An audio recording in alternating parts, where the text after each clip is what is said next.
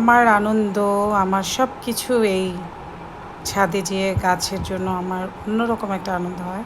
তো লিফটে উঠছি, পাঁচতলায় যেহেতু ছাদ, ৬ তলায়। তো লিফটে উঠে মেন সম্বল হচ্ছে আমার কাঁচি, ছাতা আর ঝুড়ি, এগুলি নিয়ে ছাদে উঠতে হবে।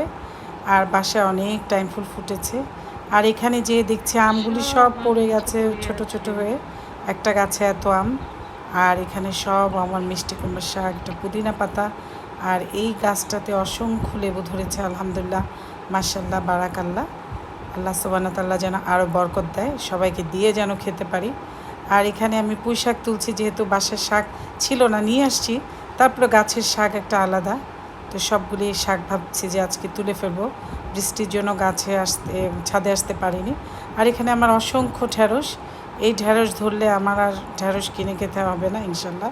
আর এখানে ঢ্যাঁড়সের ফুলটা যে এত সুন্দর ওই ফুটে আছে। আর এখানে আমার যত আগের গাছের আমটা অনেক বড় বড় আম হয়ে গেছে, এগুলি আর বড় হবে না, যেহেতু এগুলো হলুদ হয়ে যাচ্ছিলো আস্তে আস্তে।